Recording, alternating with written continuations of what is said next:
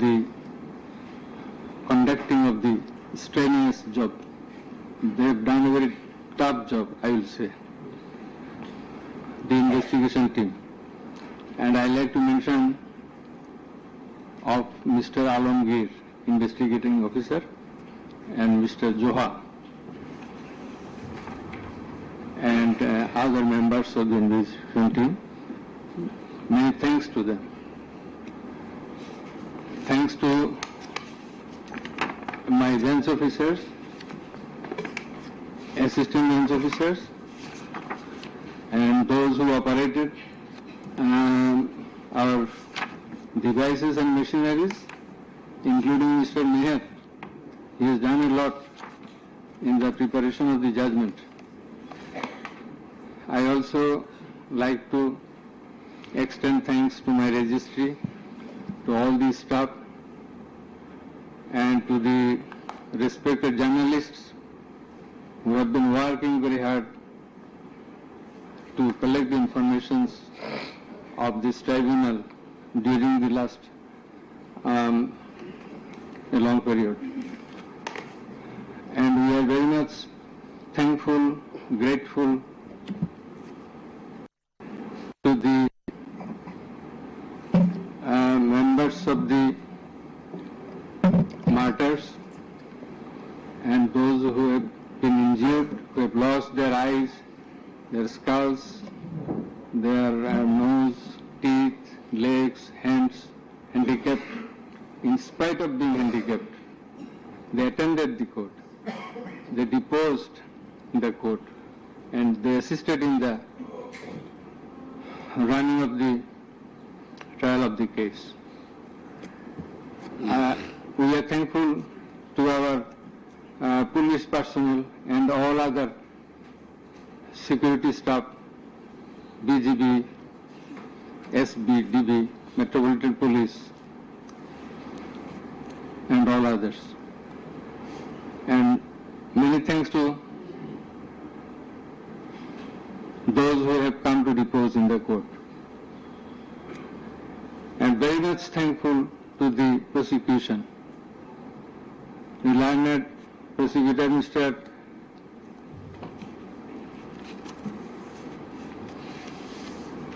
Izanul Islam, Mr. Ghazi Manarul Hussain,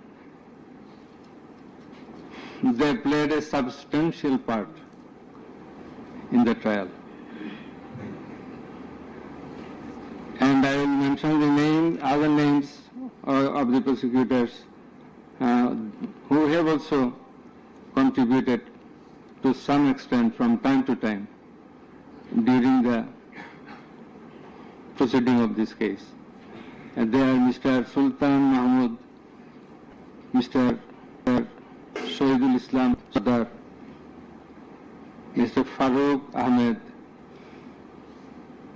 Mr. Abdullah Al-Numan, Mr. Abdul Sattar, Mr. Mamun Rashid, MD Hassan Bangla, SM Manul Karim, Mr. Saikul Mahdi, Mr. Tariq Abdullah, Mr. Simon Raja, Mr. Tasbir Islam, Mr. Tanbir Hussain Joha. Our thanks to all our staff, whose names I could not mention by this time. Our heartfelt thanks to the learned Attorney General, who have attended the trial at the inception and at the conclusion. Over and above, our thanks from the core of our heart to Mr. Tajul Islam, the learned Chief Prosecutor, for playing the part of excellence. We are thankful to all others. Thank you. Now let us say something about, I am sorry, I am very much sorry. Our sincere thanks to the learned defense lawyers particularly the learned State Defence Lawyer Mr. Amir Hussain. Many people will say many things, but he has done a lot. And he, in our view, in our estimation, to the best of his possibility, he played the exact role he was supposed to, and that we expected. Thanks to him again. And if anyone is left, sorry that we do not by this time recollect. Our thanks to the Learning Attorney General again for his kind presence. We are sorry for being late because many things are connected in the preparation of the judgment. This is a very big matter. For the last couple of days, so we could sleep very little. Anyway, this is our job. We had to work. But all of you are waiting. You have participated in many ways. Thanks to you all. Now let us discuss something about the judgment. I want to give an idea of the judgment. The judgment comprises 453 pages.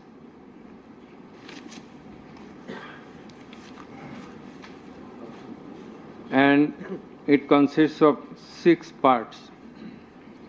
The first part includes the index, description of the prosecutors, learned prosecutors and the learned defense counsels, introduction of the accused, origin and object of the tribunal, jurisdiction of the tribunal. Article 7 of the Rome Statute, which is the basis of trial of our tribunal. Elements of the crime against humanity. We are trying the offense, we are holding trial of the crime against humanity. So, elements of crime against humanity, these are enunciated by the Rome Statute and being followed and exercised by the International Criminal Court and other international tribunals. We are also following the Rome Statute as well as our law, and particularly the elements as enshrined therein. And elements of superior command responsibility. In such cases, superior command responsibility is bulkily involved, and that's why we have to have regard to this aspect as well. And we have stated the standard of the tribunal. That is, we compared the standard of this tribunal with the standard of the other international tribunals as well as the International Criminal Court. And we have said about the trial procedure, Part 2, pre-trial proceedings, Part 3, prosecution story and defense case. We have stated about learned chief prosecutor submission on charge, learned state defense counsel's submission on charge, thereupon decision on charge, and then we have given the description of evidences in Part 4. In Part 4, we have also given an account of the testimonies of the prosecution witnesses. In Part 5, we have given the illustration of the evidences, that is the discussion of the evidences. Used arms and ammunitions. We have given an account of the used arms and ammunitions. We have given a description, we have discussed about the telephonic conversations of accused Sheikh Hasina with a number of persons from time to time. We have discussed and extracted the reports of daily newspapers concerning the issues of this case, reports of United Nations Human Rights Commission, reports of Adhikar, another Human Rights Commission, reports of Human Rights Watch, and Globe Institute, and so on. We have discussed about the videos of the occurrences which have been displayed in the tribunal. And we have described the extent of cruelty administered upon the victims who have died and who have been seriously injured and lost their vital organs of the body. And we have talked about seized alamots. We have given account of the matters, number of matters, in accordance with the Gazette notifications published by our government and in accordance with the reports of United Nations Human Rights Commission and other organizations. In this context, I want to say that the exact report of martyrs or the victims or the sufferers or the injured persons or those whose whereabouts could not be traced, this is quite natural. You will understand that since our liberation war in 1971, still we could not finalize the list of martyrs, the list of freedom fighters, list of the war criminals, and others. So there are lists, but it varies. So it's a timely matter. It may vary. Somewhere you will find the figure 800, somewhere 1,000, somewhere 1,400. So substantial amount of the protesters have been killed. This is the fact. We have described the police messages and directions passed from the high-ups to the downwards for doing the needful to control the protesters, curfew orders. Then in part 6, we have described, we have given an account of the learned Chief Prosecutor's arguments. The points of arguments, pertinent points of arguments have been described. We have also described the pertinent points of arguments raised by the learned State Defense Council. Thereafter, we have given an account of our observations and inference. And finally, we passed the order. So this is all about the judgment. Now we will read out the very pertinent portions of the judgment one by one. At first, our learned member 2, he will read out a portion of the judgment commencing from origin and object of the tribunal, jurisdiction of the tribunal, and he will read out Article 7 of Rome Statute, elements of crime against humanity, elements of superior command status, responsibility, and then the charges. Thereafter, learned member 1, he will read out some portions from the discussion of the evidences, the report of the United Nations Human Rights Commission, and then the extent of cruelty administered upon the victims, and thereafter the points of arguments submitted by the learned Chief Prosecutor and the learned State Defense Council. And finally, I will read out the conclusion and the order. So it will take about 40 minutes. We hope that you will be listening to the deliberations. Thank you very much. Now, the turn of our learned member 2, he is reading out, as I have mentioned. Origin and object of the tribunal.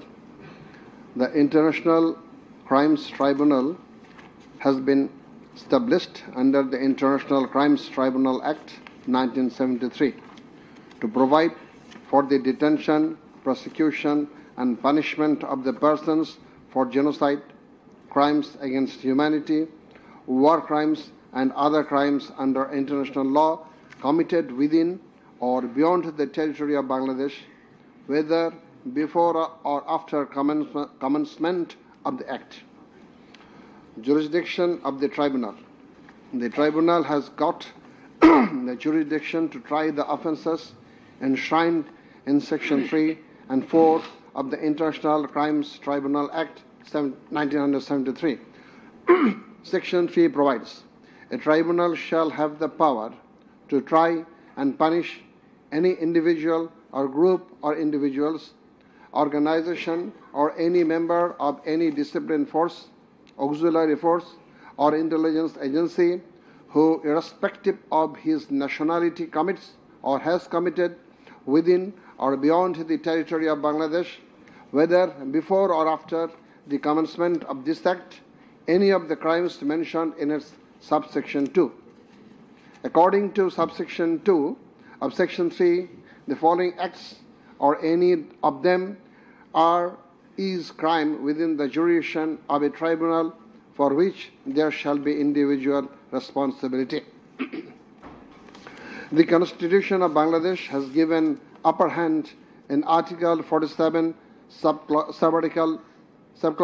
3 thereof to the application of the provisions of International Crimes Tribunals Act 1973 in the following manner.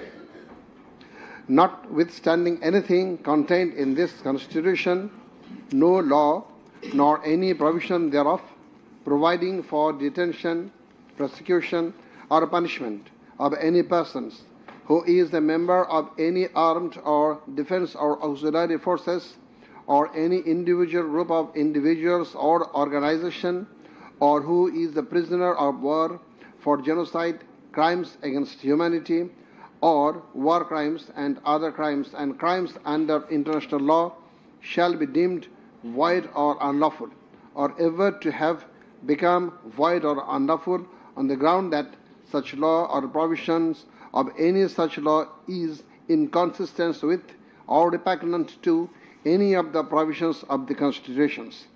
Crime against humanity, namely murder, extermination, enslavement, deportation, imprisonment, abduction, confinement, torture, rape, sexual exploitation, enforced disappearance, human trafficking, sexual slavery, enforced prostitution, forced pregnancy, enforced sterilization, or other inhuman acts when committed as part of a widespread or systematic attack direct against any civilian population with knowledge of the attack, or persecutions on political, racial, ethnic, or religious grounds, whether or not in violation of the domestic law of the country were perpetrated. Section 4 provides as follows. Any individual or groups of individuals or any member of any disciplined force, auxiliary force, or intelligence agency who commits a crime within the jurisdiction of the tribunal shall be responsible and liable for a punishment.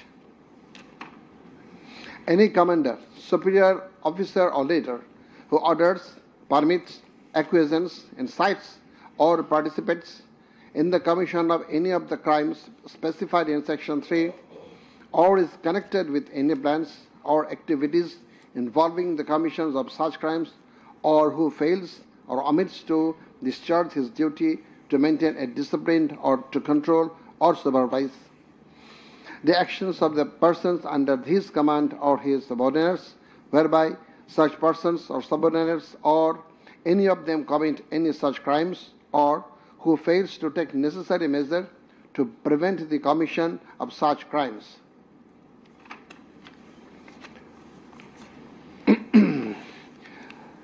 Now, crimes against humanity according to Rome Statute. For the purpose of this statute, crime against humanity means any of the following acts when committed as part of a widespread or systematic attack directed against any civilian population with the knowledge of the attack, A. Murder, I am reading the relevant ones, murder, torture, other inhuman acts of a similar character intentionally causing great suffering or serious injury to body or to mental or physical health. The core offense in the instant case is the crime against humanity. Thus, we have to see what elements are required to constitute this crime. In Section 4 of the Act, there must be an attack. B. The attack must be widespread or systematic. C. The attack must be targeted a civilian population. D. The attack must be within the knowledge of the superior, or the superior should have known of the attack in order to hold him or her liable for the crime. The superior must have been in the control over the concerned subordinates. Elements of superior command responsibility. From the jurisprudence and eminent from the international crimes tribunals, it is generally agreed that 4 elements must be proven for a person to be held responsible as superior. The elements are: 1. An international crimes must have been perpetrated by someone other than the accused. 2. There existed a superior subordinate relationship between the accused and the perpetrator. 3. The accused as a superior knew or had reason to know that the subordinate was about to commit such crimes or had done so.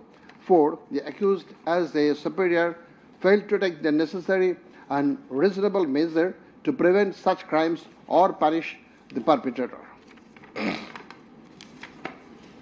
Section 4, subsection 2 of the International Crimes Tribunal Act provides that any commander or superior officer who orders, permits, acquiesces, or participates in the commission of any of the crimes specified in Section 3 or is connected with any plans and activities involving the commission of such crimes, or who fails or omits to discharge his duty to maintain discipline or to control or supervise the actions of the persons under his command or his subordinates, whereby such persons or subordinates or any of them commit any such crime, who fails to take necessary measures to prevent the commission of such crime is guilty of such crimes. Now, I am going to read the charges. On the point of the jurisdiction of this tribunal raised by the learned State Defense Council, it may be noted that there is no scope in law to raise such question, since question of jurisdiction of the tribunal is barred by Section 24 of the International Crimes Tribunal Act. Regarding the allegations against the accused, he merely made flat denials thereto, without showing anything subsistence contrary to the acts complained of. On the other hand, on perusal of the formal charges and the documents submitted therewith, and also in consideration of the submission of the learned Chief Prosecutor and the learned State Defense Council, it has been made to appear to us that there are sufficient grounds for framing charges against the accused under Section 3, subsection 2, read with Section 4 of the Act. On hearing both sides, 5 charges were framed against accused Sheikh Hasina individually, and separate 5 charges were framed against accused Asaduzzaman Khan Kamal and Chaudhry Abdullah Al-Mamun jointly. But on scrutiny of the documents and examination of the witnesses of the tribunal, deems to condign to reshape the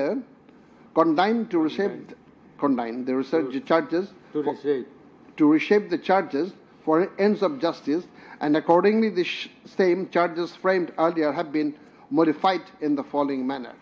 Charge number 1.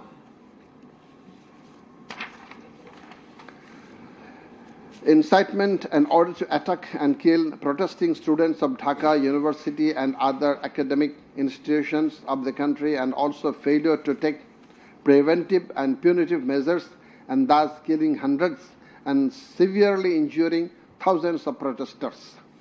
During July Uprising 2024, commencing on 1st July 2024 and ending on 5th August 2024, accused Sheikh Hasina as the Prime Minister of Bangladesh and the President of the ruling party of Bangladesh, Awami League, as well as 14th Party Alliance, in a press conference on 14/7/24 at Ganabhavan, made the following derogatory remark. মুক্তিযোদ্ধার নাতিপুতিরা চাকরি পাবে না তো কি রাজাকারের নাতিপুতিরা চাকরি পাবে? If the grandchildren of freedom fighters should not get job, should the grandchildren of Rajakars get it? Pointing towards the protesters of anti-discrimination student movement while demanding rational reform of quota system in government job, whereby the left defamed and aggrieved, since Rajakars are considering as collaborators of occupant Pakistan Army during Liberation War of 71. And thereafter, the term has been being used to stigmatize an individual or group of individuals as enemy of the state of the people. Moreover, in a telephonic conversation with ASM Maksud Kamal, the then Vice Chancellor of Dhaka University, Sheikh Hasina, mentioned that she ordered to hang the protesters as the Rajakars have been hanged before. Furthermore, being incited and inspired by the said remark, Cabinet Minister and Awami League Secretary Abdul separately charged, made another provocative, aggressive remark on 15th July of 2024 at 12 noon, saying, Andolon Domone Chhatroligi Jotheshto. Chhatroligi is enough to bring the movement under control. And as such, the students, female and male, came down to the streets chanting slogans against herself and her party of government. Meanwhile, her subordinates, including the cabinet members, police, and other law enforcing agencies, activists of four-party Awami League and its affiliated and allied organization go to incited and inspired of the aforesaid remarks of you and Abdul Qadir, and thus they launched widespread and systematic attack within your full knowledge upon the peaceful statement protesters in Dhaka University, causing 297 students injured and many others in different educational institutions throughout the country, including Rangpur Begum Rokia University, where Abu Said was brutally shot dead by police. By your incitement and order to kill the protesting students who have been injured and killed as the aforesaid, and also by failure to take preventive and punitive measure against the perpetrators, accused Sheikh Hasina committed the crimes against humanity under Section 3, Subsection 2, under Section 4, Subsection 1, Clause B, and Section 4, Clause 3, Subsection 3, read with Section 20A of the International Crimes Tribunal Act 1973. Charge number 2. Order to use lethal weapon, drones, and helicopters to kill the protesters and execution of the order. During the July Uprising 2024, accused Sheikh Hasina held a conversation over telephone with Dr. ASM Maksud Kamal, the then Vice Chancellor of Dhaka University, from Ganabhavan on 14th July 2024 at about 11 p.m., wherein she mentioned that she already ordered to kill the protesters like the Rajakars, who have been hanged before. Again, on July 18th, Sheikh Hasina conversed over telephone with Sheikh Fazlanur Taposh, the then Mayor of Dhaka South City Corporation, mentioning that she had already given direction to the law enforcement agencies to use helicopter and lethal weapons to kill and eliminate the peaceful, unarmed civilian protesters, and also ordered them to use drones to locate the protesters. She also told him that she passed orders to arrest and protesters across the country. As a result of above statement, directions, the Home Minister Asaduzzaman Khan Kamal and the Inspector General of Police Chaudhry Abdul Al Mamun successively implemented the directions through their underlings, that is, law enforcing agencies, by deploying drones and helicopters in the sky, killing about 1,400 protesters, including women and children, indiscriminately and gravely injuring about 25,000 of them throughout the country by using lethal weapons everywhere from 16th July 2024 and helicopters somewhere from 18 July 2024 up to 5th August 2024, and thereby Sheikh Hasina, Asaduzzaman Khan Kamal and Chaudhry Abdullah Al Mamun committed crimes against humanity as a joint criminal enterprise punishable under Section 3, Subsection 2, Clause A, G, H, Section 4, Clause B, C, Section 4, Subsection 3, read with Section 20A of the International Crimes Tribunal Act. Charge number 3, killing 6 protesters at Chankharpur with lethal weapons. The protesters convened a program titled March to Dhaka to be held on 5th August and made a call to the people of all walks throughout the country to march to Dhaka on the scheduled day. People of all spheres began to assemble in Dhaka from every part of the country on August 5th.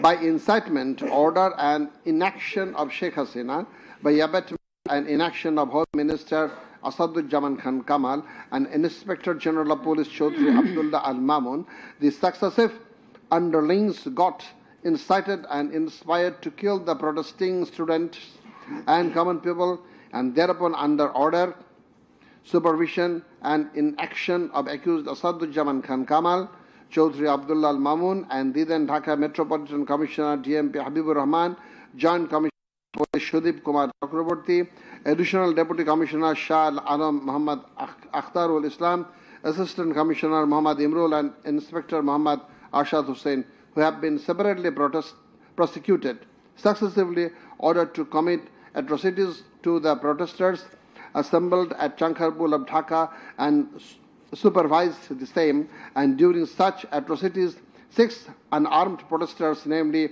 Shahriyan Khan Anas, Sheikh Mahdi Hassan Junaid alias Mustaqin, Muhammad Yaqub, Muhammad Rakib Hawladar, Muhammad Ismamul Haq and Manik Mia alias Shahrik were shot dead by Constable Shujan Hussain, Constable Imaj Hussain and Constable Nasirul Islam, who have been separately prosecuted at Chankharpur as part of widespread and systematic attack. The aforesaid killings took place pursuant to the order of Prime Minister Sheikh Hasina, within her full knowledge and under successive order, supervision and within the knowledge of Home Minister Asaduzzaman Khan Kamal and Inspector General of Police Chaudhry Abdullah Al Mamun, and by such killings they committed crimes against humanity as joint criminal enterprise by order, abetment and inaction to prevent and punish the perpetrators under Section 3, Subsection 2, read with Tribunal Act 1973. So these are now the turn of learned member 1.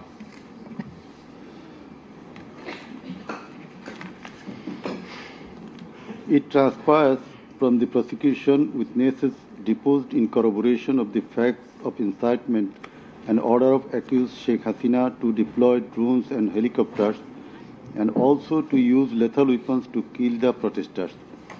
The daily newspapers of Bangladesh also published reports of such incitement and order of Sheikh Hasina. Moreover, the prosecution executed the pendrive CD containing telephonic conversation of Sheikh Hasina with Dhaka University Vice Chancellor A.K.M. Maqsood Kamal, Dhaka South City Corporation Mayor Fazlenur Taposh, and Hasanul Haq Inu. The concerned device containing the said conversations have been played in the tribunal, and thereupon we find that in the conversation with the Dhaka University Vice Chancellor ASM Maksud Kamal, accused Sheikh Hasina mentioned that she already ordered to hang the students as Razakars have been hanged. Now I am mentioning the substantial portion from his conversation with, from her conversation with ASM Maksud Kamal, the accused Vice Chancellor of Dhaka University. Sheikh Hasina, তো রাজাকারের তো ফাঁসি দিছি, এবার তাদেরও তাই করব, একটাও ছাড়ব না, আমি বলে দিচ্ছি।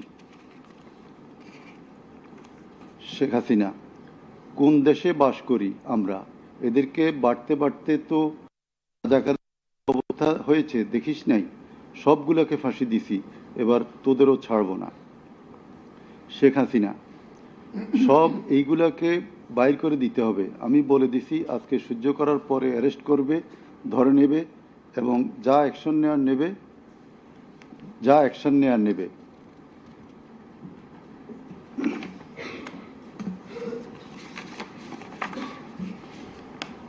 Then it also appears from the conversation with Dhaka South City Corporation Mayor Fazlenur Taposh, accused Sheikh Hasina told him that she ordered to kill the protesting students by using helicopters and lethal weapons.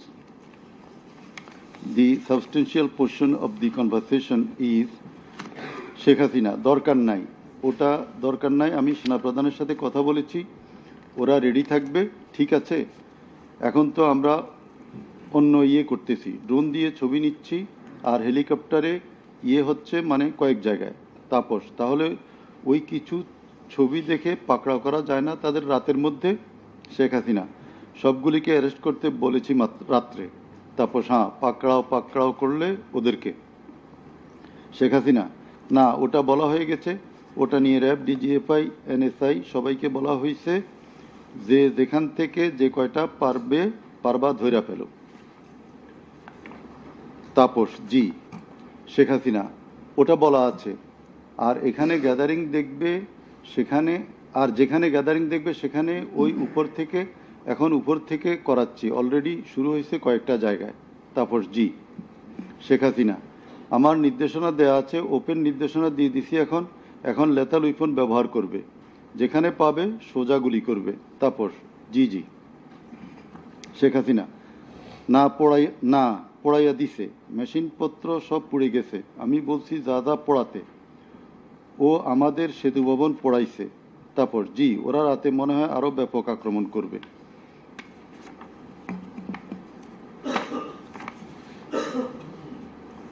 In the conversation with the Hasanul Haq Inu, accused Sheikh Hasina mentioned of bombing upon the protesters from the helicopter. The substantial portion, relevant portion from the conversation. Sheikh Hasina, না, আমি বলছি ক্যাজুয়ালিটির দরকার নাই, ওরা barricade নিয়ে আছে তো ঠিক আছে, আকাশ থেকে নামবে, তখন দুই পাশ দিয়ে ধরবে, মেসেজটা দিয়ে দিতে পারেন যে সেনা পাঠানো হচ্ছে আর হেলিকপ্টার দিয়ে সোজা বম্বিং করা হবে, র্যাবের হেলিকপ্টার দিয়ে উপর দিয়ে মারবে। হাসানুল হক ইনু, আপনি এই জামাত শিবিরের মেরুদণ্ডতা আবার ভেঙে দেন ঢাকা শহরে। শেখ হাসিনা, এক্কেবারে। শেখ হাসিনা, হ্যালো। হাসানুল হক ইনু, হ্যালো, জি, আসসালামু আলাইকুম, আমি ইনু বলছিলাম। হ্যালো। শেখ হাসিনা, হ্যাঁ বলেন। আচ্ছা, আমি এটা স্ক্রলে দিয়ে দিতে বলছি যে তোমরা ছাত্ররা সব ঘরে ফেরো, গার্ডিয়ানদেরকে বলছি এইখানে কিন্তু জঙ্গি হামলা হয়েছে। হাসানুল হক ইনু, হ্যাঁ, এটা রাইট। শেখ হাসিনা, না, এটা আমাকে বেশ কিছু আন্তর্জাতিক পাইছি, তারা এটাকে জঙ্গি হামলা হিসাবে কনসিডার বলতেছে। হাসানুল হক ইনু, হ্যাঁ, জঙ্গি হামলাই হয়েছে, এই কার্ডটা খেলবো আমরা এখন। শেখ হাসিনা, না, কার্ড খেলা না, এটা আমি আগে করি নাই, কিন্তু আমাকে আন্তর্জাতিক সংস্থা থেকে মেসেজটা দিচ্ছে যে এটা জঙ্গি হামলা। হাসানুল হক ইনু, জঙ্গি সন্ত্রাসের মোকাবিলা করছে এখন সরকার। শেখ হাসিনা, তারা আমাকে এটাই বলছে যে এটা জঙ্গি হামলা, দিয়ে দিব পেপারে।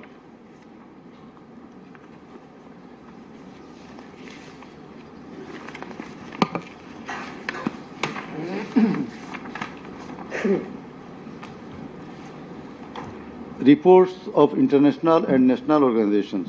United Nations Human Rights Office held an investigation into July-August 2024 atrocities in Bangladesh and mentioned in its report that the following inhuman and unlawful acts were committed by protesters during the movement and reported as follows. Based on direct testimony from senior officials involved and other inside sources, OHCHR was able to establish that the integrated and systematic effort using the entire range of police, paramilitary, military and intelligence actors, as well as violent elements linked to the Awami League to commit serious violations and abuses occurred with the full knowledge, coordination and direction of the political leadership. The then Prime Minister and Home Affairs Minister led parallel efforts to coordinate the security and intelligence apparatus. Both received regular reports on the situation on the ground from multiple sources. According to senior official testimony, reports provided to the Prime Minister by senior officials on 21 July and in early August specifically conveyed concern about excessive use of force. Both political leaders and the leadership of Bangladesh Police and the Army also carried out site visits that would have provided them direct personal knowledge of violations that had taken place or were ongoing. Furthermore, the political leadership issued direct orders and other directives authorizing and guiding operations by BGB, RAB, DGRI, the Bangladesh Police and its detective branch that involved serious violations of human rights against protesters and other civilians, including extrajudicial killings and arbitrary detention. Based on reported deaths complied by governmental and non-governmental sources in combination with other available evidence, OHCHR assesses that as many as 1,400 people could have been killed during the protests. The vast majority of whom were killed by military rifles and shotguns loaded with lethal metal pellets commonly used by Bangladesh's security forces. Thousands more suffered severe, often life-altering injuries. More than 11,700 people were arrested and detained, according to the information from the police and RAB provided to OHCHR. Government attempted to intimidate and delegitimate the student protest movement, mobilized of Chhatra League, police and paramilitary forces, materialize of policing in Bangladesh, incited violence by armed Awami League and activists on and around university premises, conducted coordinated attacks by armed Awami League supporters and the police, use of force violations by police, RAB and BGB, including extrajudicial killing, like killing Abu Said of Begum Ruqayya University, Rangpur, 16 July, made systematic, indiscriminate use of shotguns loaded with lethal ammunition, suppressed peaceful assembly at Dhaka University on 17 July. Police, RAB and BGB extrajudicially killed protesters in Uttara on 18 July. Disproportionate and indiscriminate use of firearms in response to violent unrest, indiscriminately shooting in Rampura and Badda by BGP and police on July 19. Violently cleared the Dhaka-Chattogram highway in Jatrabari on between 16 to 21 July. Extrajudicial killings to suppress the march to Dhaka on August 5 involved the army, who shot at protesters at Jamuna Future Park on 5th August 2024. used helicopter to intimidate and deploy possibly unlawful force, obstructed of medical care and denied necessary medical documentation, obstructed medical treatment of victim Sheikh Asabul Yamin, shot by police, caused mass arbitrary arrest, detention without due process, and torture and ill treatment, caused block raids and mass arrests, including injured persons. Students and opposition leaders attacked journalists, children, and women, and caused unjustified shutdown of internet. In the said report, Mr. Volker Turk, the High Commissioner of Human Rights Office of United Nations, that the atrocities committed in July Revolution 2024 in Bangladesh was preconcerted and systematic in order to remaining in power.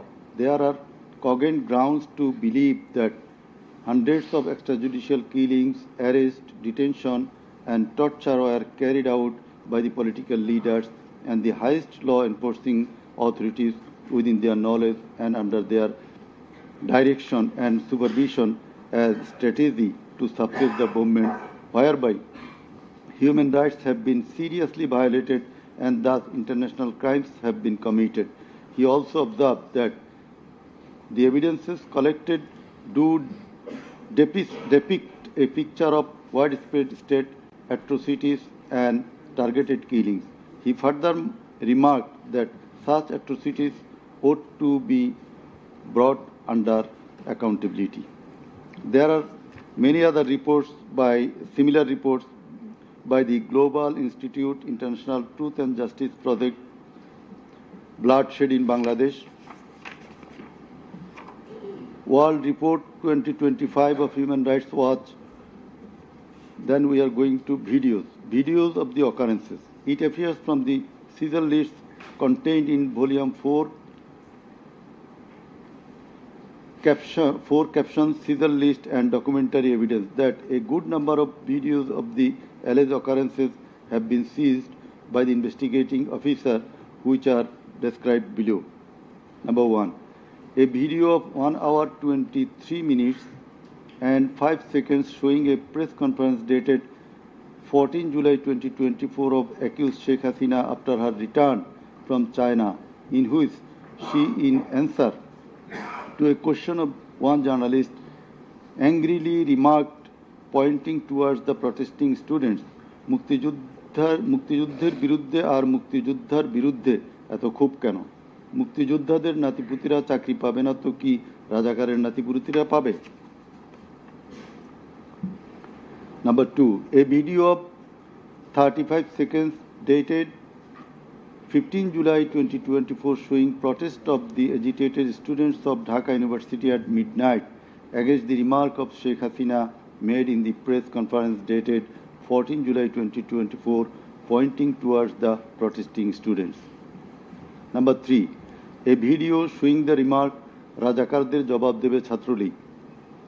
Number 4, a video of 1 minute 5 seconds which shows attack upon the students of Kota movement by Bangladesh Chhatrolig leaders and activists on 15 July 2024 at night. A video which shows that Prime Minister Sheikh Hasina, while visiting damaged metro rail station on 26 July 2024, defended her previous comment in the press conference dated 14 July 2024. Number 6, a video showing Prime Minister Sheikh Hasina in course of her deliberation in a function of Jubo Mohila League held in July 2024 commented that the Kota movement was illogical and also commented Jamaat Shibir Manusher Jatna. Number 7, a video showing some adverse remark of Sheikh Hasina against the female students of Ruqya Hall of Dhaka University meeting at her office on 15 July 2024. A video showing how Sheikh Hasina asked Delhi to attack Dhaka. A video shows the scenario of how protesting student Mugdho was shot dead in the July movement. This video was broadcast by YouTube channel named Narrative Bangladesh on 19 April 2025. A video which shows the scene of shooting a young person named Ridoy by police in the July movement. This video was broadcast by YouTube channel named International Truth and Justice Project on 15 January 2025. A video named Jatrabari Evidence of a Massacre Bangla, showing the scenarios of killing and torturing some participants of the movement. This video was broadcast by International Truth and Justice Project YouTube channel on 14 January 2025. A video showing the scene of carrying bullet-stricken young man named Nafiz at Farm Gate of Dhaka. This video was broadcasted in Jamuna TV YouTube channel on 14 August 2024. A video showing how movement participant Khokon Chandra Burman was injured with gunshot in his face.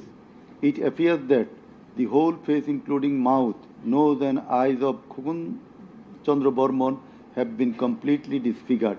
This victim deposed in the tribunal as PW number 1. A video titled Nirmam 19 July শতাধিক লাশ হাজারো গুলিবিদ্ধ রক্তের জন্য হাহাকার DMC 19. A video titled RAB Helicopter Attacked Kota Andolon 2024, showing operation upon the protesters from RAB helicopters at different parts of Dhaka in July 2024. A video showing how protester Imam Hassan Taim Bhuiya was shot dead at Jatrabari, Dhaka. 4 videos in a pen drive showing the passing of order by DMP Commissioner Habibur Rahman to the subordinate, asking them to shoot the protesters below waist. A number of videos showing shooting upon the protesting people from helicopter. A video showing the scene of burning the dead bodies of protesting students and common people by police at Ashulia, Dhaka on 4th August 2025 during the July movement. A video showing the scene of Abu Said, a coordinator of July movement 24, being shot multiple times by police at a close range with lethal weapon. A video showing the scene of a dead body of protester Asabul Yamin being thrown from APC armed personnel carrier by police. A video which showing the accused Home Minister Asaduzzaman Khan Kamal defending the use of lethal weapon by police.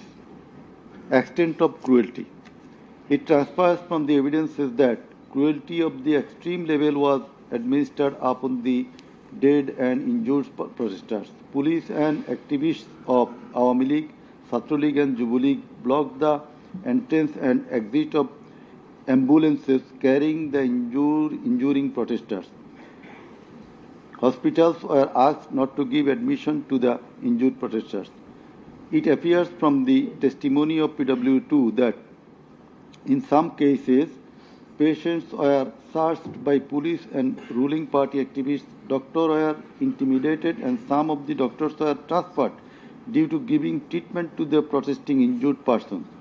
PW3 Parveen deposed that she found an injured young man shouting, save me, under Jatrabari flyover. Blood was coming out from both of his eyes. Parveen pulled him up and put him on her shoulder and looking for a rickshaw. And then 14 to 15 armed police shot them. The injured man, being hit by bullets, fell down from her shoulder. They also shot PW Parveen at her left eye, lower abdomen and other parts of the body. Blood was gushing out of her body and thus she fell down. Coordinator of the movement, Abu Said of Begum Ruqayya University, Rangpur, was shot at a close range. Doctors were forced to change his post-mortem report 5 times. PW8 Naim Chikdar was shot at a close distance of 5 meters. He was hit by 500 bullets and 3 hospitals refused to admit him, apprising that Prime Minister Sheikh Hasina instructed to refuse admission to the protesting patients. PW8 also said that Chhatro League activists were searching him and as such he was hidden in separate room by the doctors. It is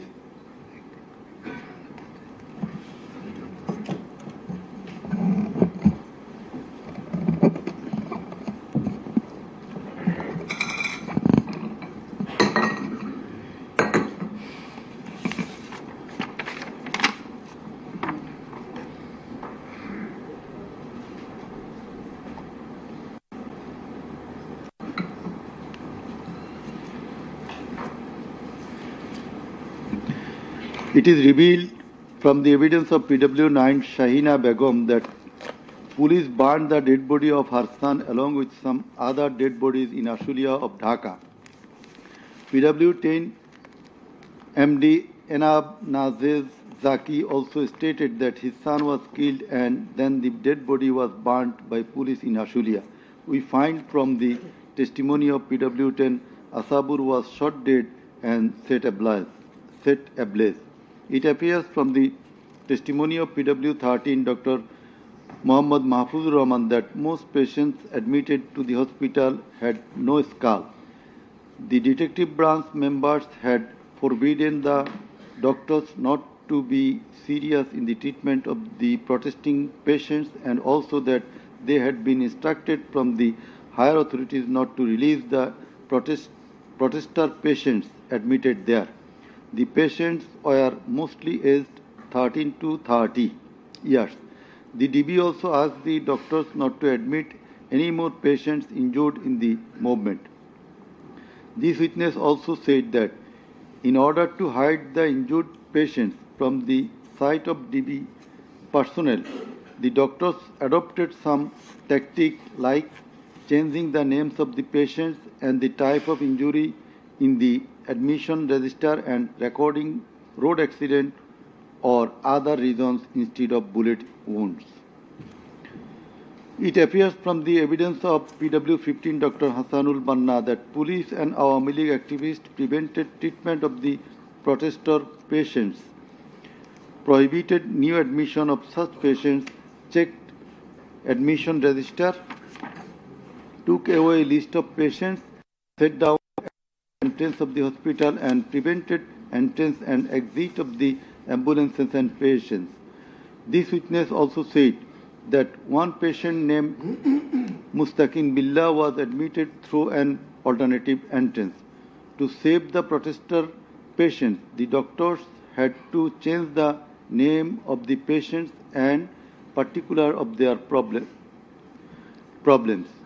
remove them from the general ward to the post-operative ward, ICU special cabin.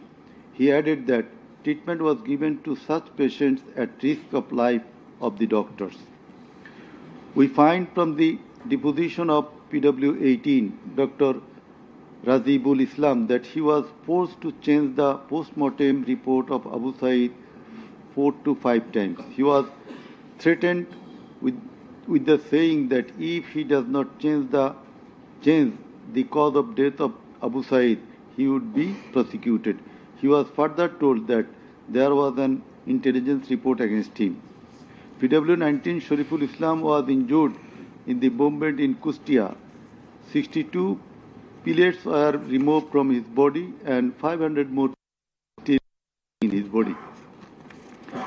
It is revealed from the evidence of PW21 Dr. Zakia Sultana that on 18 July 2024 they received 200 patients aged about 14 to 25 years with bullet injuries.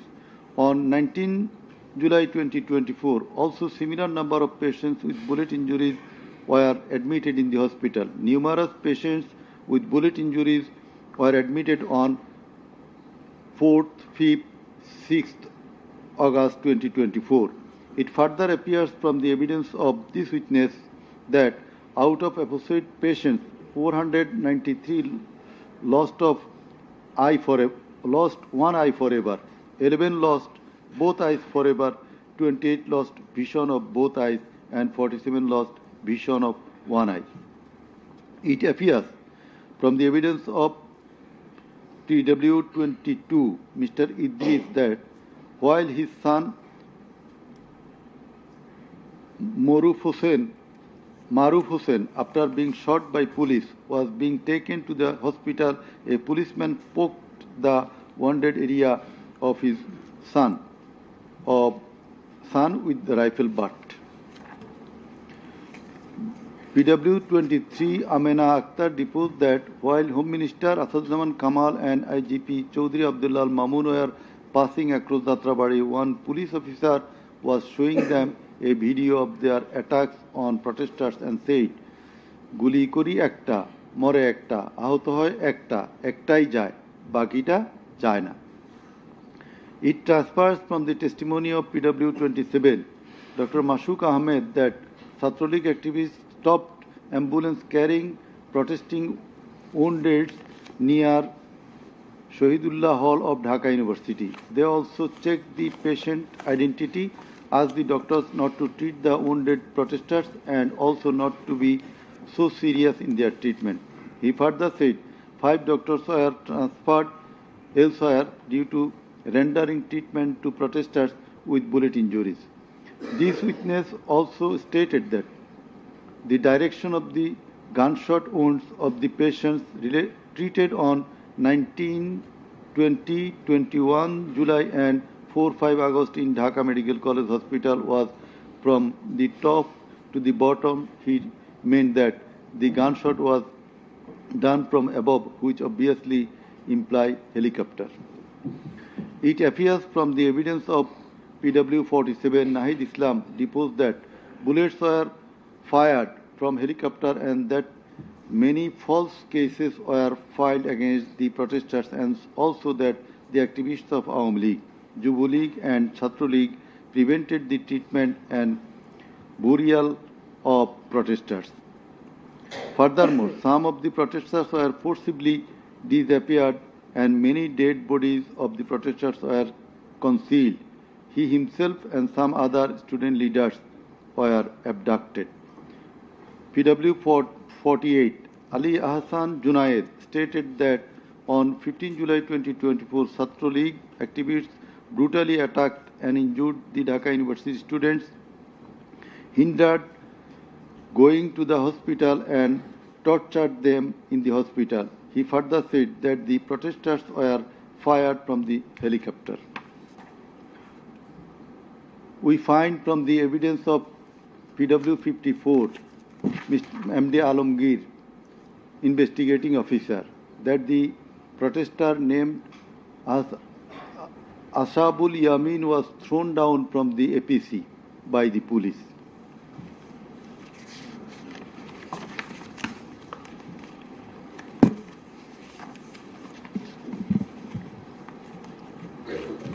Summing up by the learned Chief Prosecutor.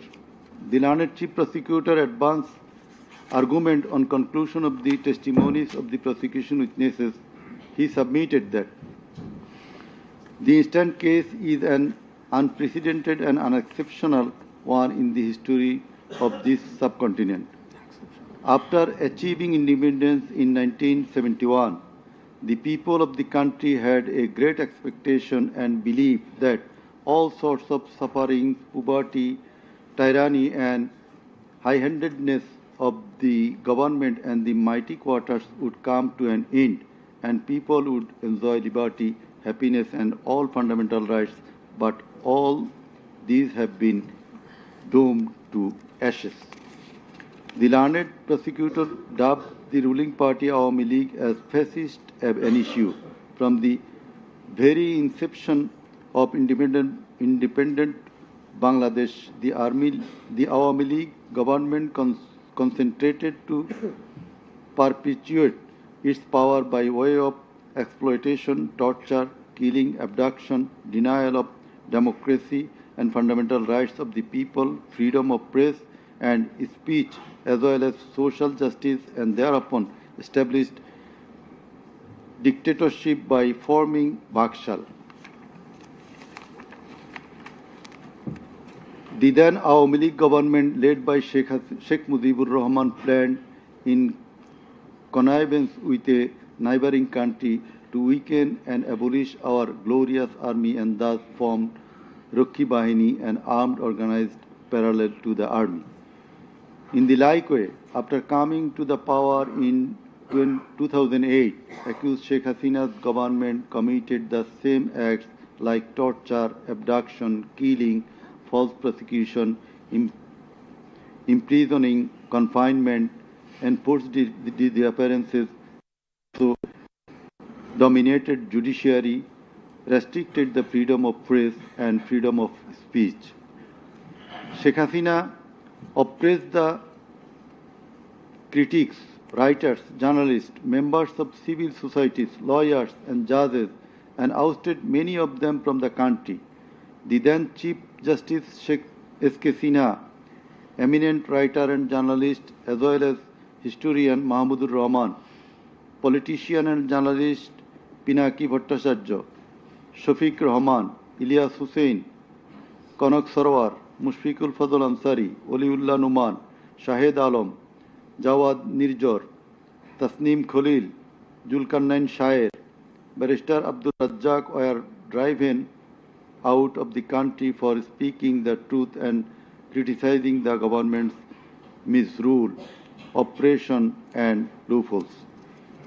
In 2008, with Sheikh Hasina's conspiracy as that of her father, 57 senior army officers, while an deputation in Bangladesh Border Guard, that is BGB, were killed in an official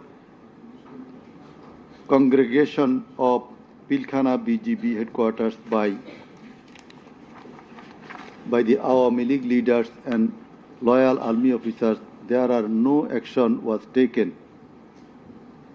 Thereafter, no action was taken against those killers. In 2013, the law enforcers and the ruling party activists killed hundreds of innocent young and underage madrasa students in a congregation arranged by Islamic organization Hifazat-e-Islam at Shapla Chattor, Dhaka, without any cogent reasons, and thereafter no action was taken against the killers. For perpetuating her power, accused Sheikh Hasina politicized judiciary, army, law enforcing agencies, bureaucracies and all other departments and made them subservient of herself and her government. With the ulterior motive of remaining in power for long, Sheikh Hasina obtaining a verdict from the court given by her loyal judges headed by Chief Justice A.B.M. Khairul Haq, now in jail, abolished the most popular and well-settled electoral system under caretaker government, held an expert election in 2014, ignoring the participation and demands of the opposition parties, and in that election 153 candidates of the ruling party Awami League were elected without any vote. Again, a farcical election was held in 2018, in which ballot boxes were filled up in the night preceding the day of election, without carrying the demands of the opposition parties for holding election by a caretaker government for the sake of security, fairness and transparency. Accused Sheikh Hasina held another farcical ex-party election known as dummy election in January 2024 without allowing the political parties to participate. In 2024, the students launched a movement claiming reformation in the quota system in government jobs. They particularly demanded reduction of quota to 5% from 56%. Instead of fulfilling the demand of the students or speaking with them on the issue, Sheikh Hasina, in a press conference on 14 July 2024, made a derogatory comment pointing towards the students of Kota movement, saying, "Mukti Juddhar Nati Putira Chakri Pabe Nato Ki Rajakarer Nati Putira Chakri Pabe." Whereupon the student of Dhaka University got extremely agitated and assembled at Raju Bhaskarjo in front of TSC of Dhaka University, where they protested against Sheikh Hasina's humiliating comment and demanded her apology. Meanwhile, Awami League Secretary and Cabinet Minister Obaidul Qadir and Chhatra League Yuva League leaders stated in their party meeting that Chhatra League was enough to control the protesting students, and thus the agitation spread out in all other educational institutes throughout the country. The armed activists of Chhatra League and Yuva League attacked all on a sudden upon the protesting students with deadly weapons at the midnight, causing 297 of them injured and hospitalized. Moreover, the said terrorists hindered the injured students from going to the hospital, and furthermore, they also attacked the injured students in the hospital. From 16 July 2024, the Chhatra League and Yuva League terrorists, along with the law enforcers, killed and injured many students at various parts of the country. On 16 July 2024, as part of the widespread and systematic attack, student Abu Said of Rangpur Begum Ruqayya University was repeatedly shot at a close range by police, causing his death and also injured many protesting students. Accused Sheikh Hasina ordered the law enforcers and the activists of Awami League, Chhatra League and Yuva League to use drone, helicopter, lethal weapons to kill the protesters, and accordingly, from 18 July to 1st August 2024, they killed hundreds of protesters and injured thousands throughout the country by using drone, helicopter and various types of lethal weapons. As part of the widespread and systematic attack in pursuance of the incitement and order of accused Sheikh Hasina and direct participation, abatement order and supervision of accused Asaduzaman Khan Kamal and Inspector General of Police Chaudhry Abdul Mamun, 6 protesters were brutally killed and many were seriously injured with lethal weapon by police at Sankarpur on 5th August 2024. Similarly, the law enforcers and activists of Awami League, Chhatra League and Yuva League killed 6 persons at Ashulia with lethal weapons on 5th August 2024. One of the 6 was unidentified. After being shot dead, police inhumanly burned the dead bodies. Before being burned, the dead body, unidentified protesters was alive. The learned chief prosecutor submitted that the family members of the martyrs, the injured victims, and other witnesses proved the aforesaid occurrences. The said occurrences were also recorded in videos and audios which have been played in the tribunal. The conversations recorded in DVD, CD, and the videos of the occurrences have been examined by the CID experts, who found that the said conversations and videos are not generated by artificial intelligence. In addition to the incitement, order, participation of the accused in the alleged atrocities, the accused are liable for their abstention from taking measures for the prevention of the same or taking any punitive measures against the doers thereof. Being the Prime Minister, accused Sheikh Hasina was the Supreme Commander of the law enforcing agencies, inclusive of the Home Minister and the Inspector General of Police, and as such, the crimes against humanity in question could not taken place without the involvement, express or tacit of them. The learned Chief Prosecutor added that the movement of the students continued for 36 days, during which, as stated herein before, hundreds of protesting students and common people were killed and thousands were seriously injured, most of whom became permanently handicapped and blind. But accused Prime Minister Sheikh Hasina and the other accused and none of the government authorities or the leaders of the ruling party Awami League expressed concern or remorse for such atrocities so far.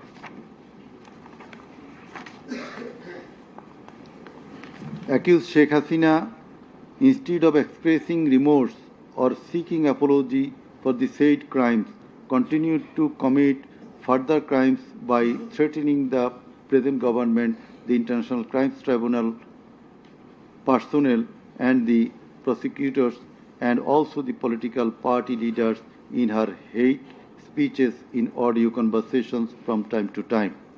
This tribunal, by an order on the application of the prosecution, prohibited Sheikh Hasina to be restrained from making hate speeches anymore, but she continued to do so.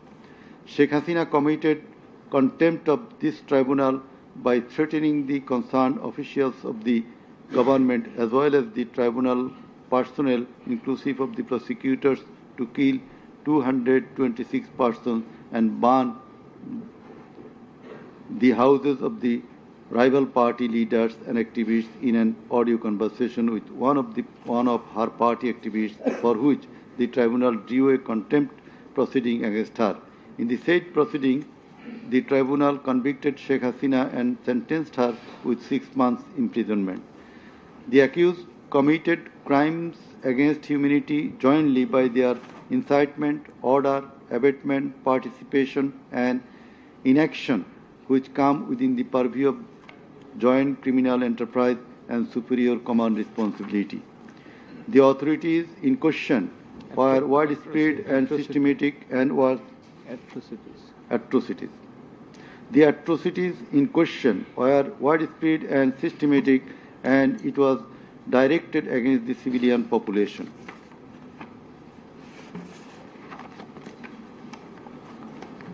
The learned Chief Prosecutor concluded his submission with the saying that in the circumstances it has been proved and established beyond reasonable doubt that the accused committed the crimes against humanity by their incitement, order, participation, abatement, and also inaction, whereupon they deserve the maximum punishment as prescribed by Section 3, subsection 2, A, G, H, and Section 4, subsection 1, subsection 2A, 4.2b, 4.2c, and 4.3 of the International Crimes Tribunal Act 1973. He added that the evidences against the accused are so strong and adequate that if they are tried in any other court or tribunal in the world, they would be awarded the maximum punishment. It may be noted here that the learned prosecutor, Mr. Sheikh Mahdi, assisted the Chief Prosecutor by referring a number of decisions of different international tribunals. In the summing up session, the learned Attorney General of Bangladesh appeared and shared the concluding submission. In his submission, the learned Attorney General referred to the conviction and sentence of many of the heads of government and states in the world for their commission of crimes against humanity, and thereupon he asked for awarding maximum punishment to the accused of the instant case so that no other Prime Minister or the head of state recur such atrocities in the days to come. Summing up by the learned State Defence, Mr. Amir Hussain, the learned State Defence Council, argued that accused Sheikh Hasina and Asaduzzaman Kamal are quite innocent. The accused did not incite or order or participate or abet the commission of the crimes against humanity in question. The trial itself against the accused under the International Crimes Tribunal Act 1973 is unlawful since the Act was passed for the purpose of trial of the persons who committed genocide in 1971. Allegedly, the atrocities spread throughout the country, but the prosecution failed to examine witnesses of all the districts where atrocities took place.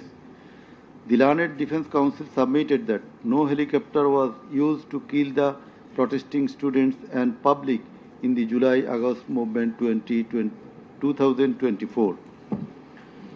The audio conversations in question have not been duly examined by the experts. Although the audios have been examined by CID, the same should have been examined by some more experts.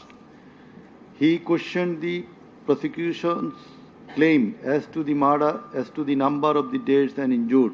He stated that although the prosecution claimed that 1,500 protesters died and 25,000 injured, but the Gazette notifications of the government shows the number of dead protesters as about 800. He emphatically asserted that accused Sheikh Hasina did neither incite nor order nor take part in the alleged atrocities or crimes against humanity. Mr. Amir Hussain vehemently opposed the words of the learned chief prosecutor terming Sheikh Hasina and Assaduzzaman Kamal as fascist. He also opposed the assertion of the learned chief prosecutor that Sheikh Hasina fled to Delhi due to the commission of the crimes against humanity by the wave of the mass movement.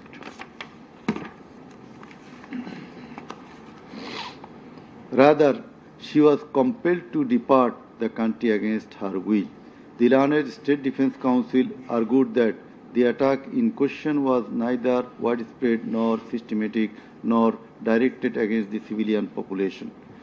The Learned State Defense Council further submitted that the accused Sheikh Hasina and Assaduzzaman Khan Kamal cannot be held liable for joint criminal enterprise or superior command responsibility. He finally submitted that accused Sheikh Hasina and Assaduzzaman Khan Kamal are quite innocent and as such they deserve to be acquitted of the charges. Now, the Honorable Chairman of the Tribunal, Mr. Justice Ghulam Murtuza Chaudhary, will read out the final portion of the judgment, including the observation. Thank you. Thank you.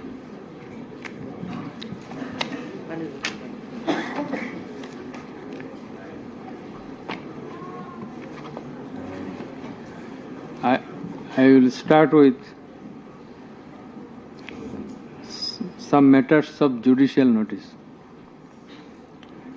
And before that, I am sorry that I did not mention the name of learned prosecutor Abdul Subhan, Mr. Abdul Subhan Tarabdar.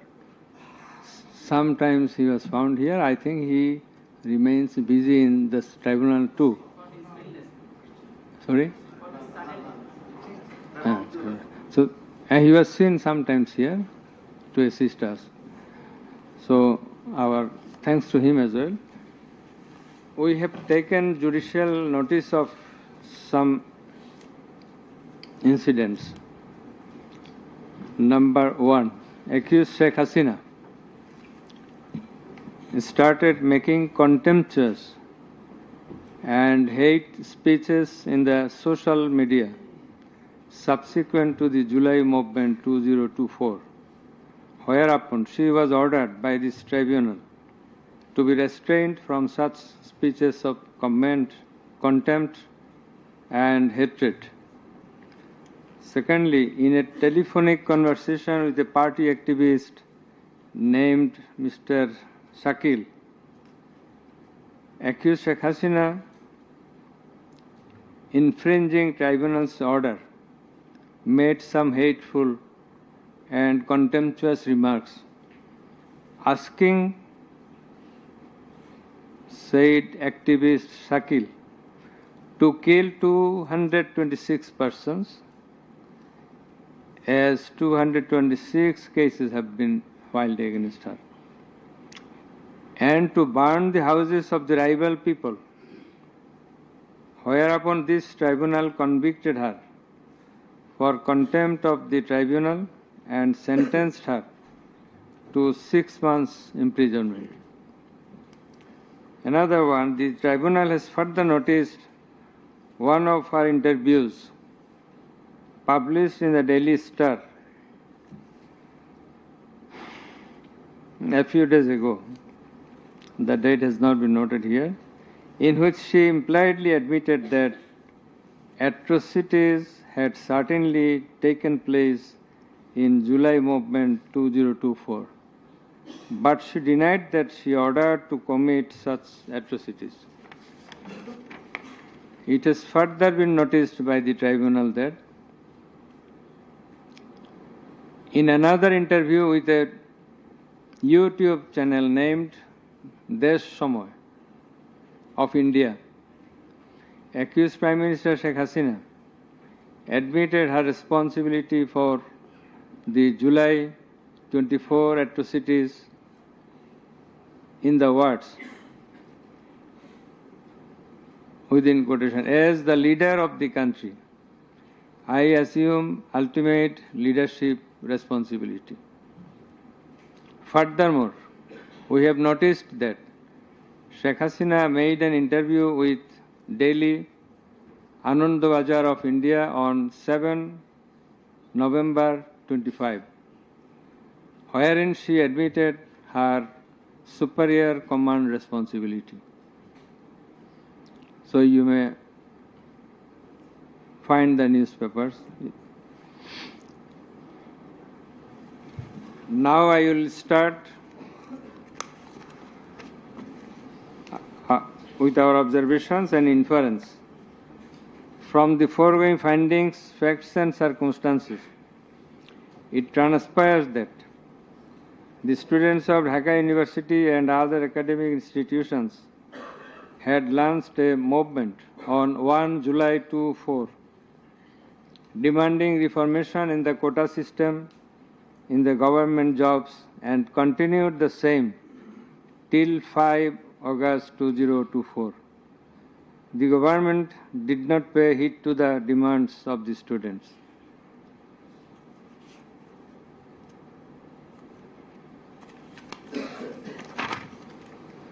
Instead of listening to the students and fulfilling their demands, the then Prime Minister, accused Sheikh Hasina, undermined the movement and made a derogatory remark pointing towards the students, terming them Rajakars.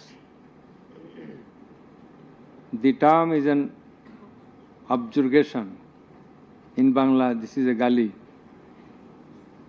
In her words, Mukti Joddha Natiputira Chakri pabe na to Rajakarer Natiputira pabe. As the aftermath of aforesaid objurgation and the derogatory remark of accused Sheikh Hasina, the students, including female students who were at the forefront of Dhaka University, burst into a rage and assembled at the Raju Bhaskarya in front of TSC of Dhaka University and vehemently protested against the said objurgation and defamatory words of Sheikh Hasina, and also demanded her apology and withdrawal of the said words. In the night following 14 July 2024, accused Sheikh Hasina held a telephonic conversation with Dhaka University Vice Chancellor ASM Maksud Kamal, and in course of the conversation, Sheikh Hasina said, রাজাকারদের তো ফাঁসি দিয়েছি, এবার তোদেরও তাই করব, একটাও ছাড়ব না, আমি বলে দিচ্ছি। Rajakars have been hanged, now they also will be hanged, none will be spared. I have already ordered. This is the translation. She again said, রাজাকারদের কি অবস্থা হয়েছে দেখিস নাই, সবগুলোকে ফাঁসি দিছি, এইবার তোদেরও ছাড়ব না। In the said conversation, Sheikh Hasina further said, আমি বলে দিচ্ছি আজকে সহ্য করার পর অ্যারেস্ট করবে, ধরে নেবে এবং যা অ্যাকশন নেওয়ার নেবে। And it is crystal clear that Sheikh Hasina expressed her incitement to the activists of her party Awami League and affiliates Chhatra League and Yuva League, and also gave provocation to the protesters, and furthermore she expressed that she ordered to kill and eliminate the protesting students. The concerned pen drive CD containing the above conversation as well as the transcript thereof have been submitted in the tribunal. In addition to the above, on 15/7/2024, our Military Secretary and Cabinet Minister Abdul made another provocative remark, saying, Andolon domane Chhatra League is jotheshto. Chhatra League is enough to control the movement. Whereupon the protesting students of Dhaka University burst into anger and vehemently protested against Sheikh Hasina, Obaidul Qadir and the government. The activists of Chhatra League, Yuva League attacked the protesting students with various deadly weapons and severely injured hundreds of them, whereupon they had to be hospitalized. The attackers impeded the injured students proceeding to the hospital and also impeded their treatment. Moreover, the attackers made further attacks upon the students undergoing treatment in the hospital.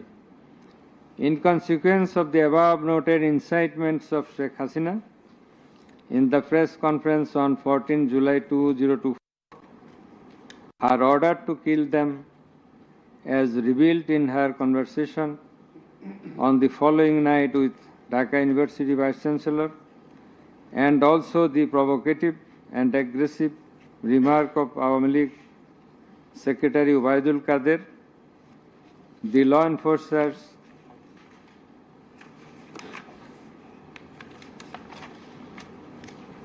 and activists of Chhatra League and Yuva League attacked the protesting students at Dhaka University throughout the country, inclusive of Rangpur, Begum Rokeya University. And in furtherance thereof, police shot Begum Rokeya University student Abu Said repeatedly at a close range, whereupon he succumbed to the gunshots. The above mentioned conversation of Sheikh Hasina with the Dhaka University Vice Chancellor S.M. Maqsood Kamal has been examined by the experts in the CID Forensic Laboratory, and it appears from the report of the examination that the conversation was genuine and that the same have not been generated by artificial intelligence, AI. The concerned experts deposed in corroboration of the genuineness of the impugned conversation. Furthermore, we find support of such conversation in the reports of daily newspapers. In addition to the above, the concerned CD, pen drive containing the conversations has been played in the courtroom in course of the proceeding, and thereupon the conversation seemed to be genuine. The remarks of Sheikh Hasina in the press conference on 14/7/24 has been watched by many people in the television channel and social media. almost all the witnesses, while deposing in the tribunal, mentioned that they watched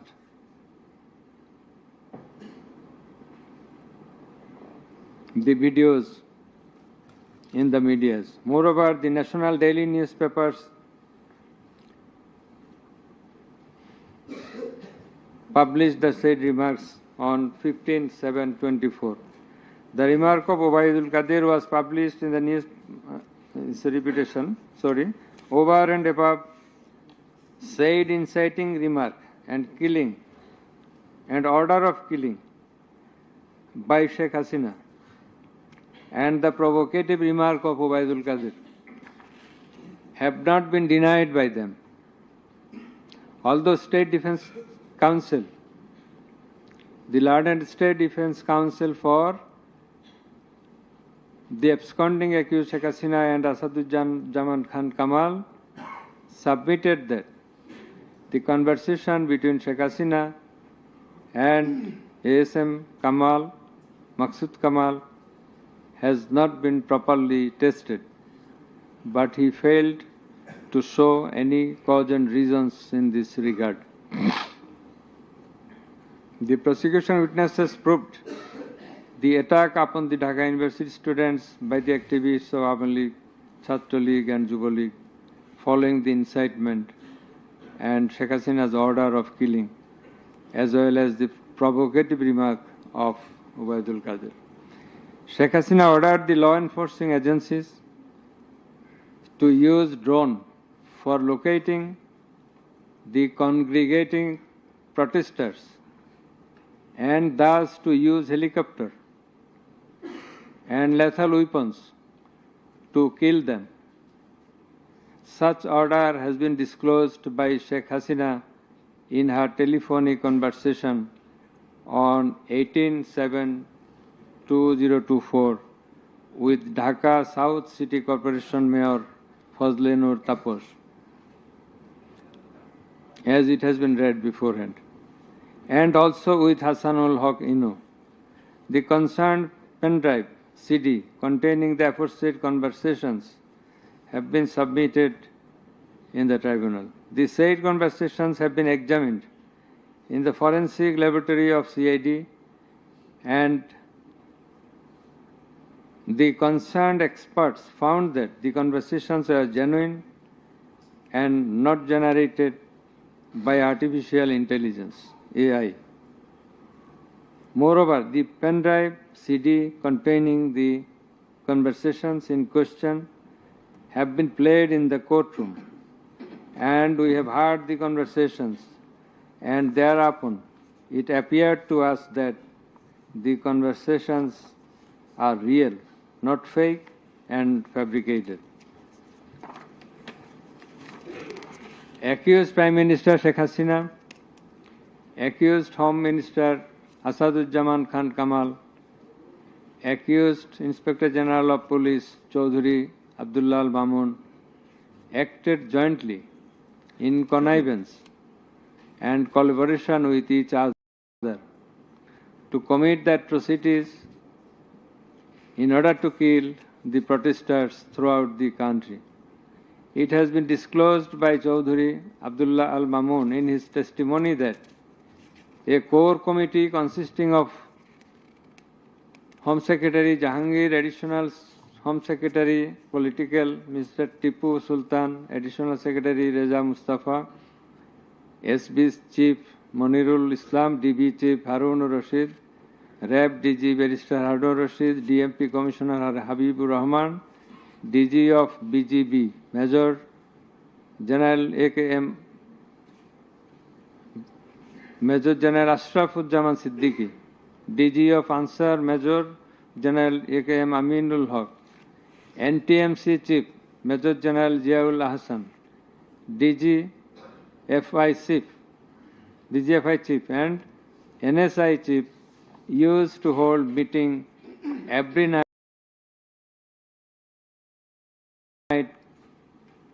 after 19 July 2024 at the residence of Home Minister Asaduজ্জামান Khan Kamal. Accused Chaudhuri Abdullah Al Mamun said that instruction to the core committee used to come from the Prime Minister.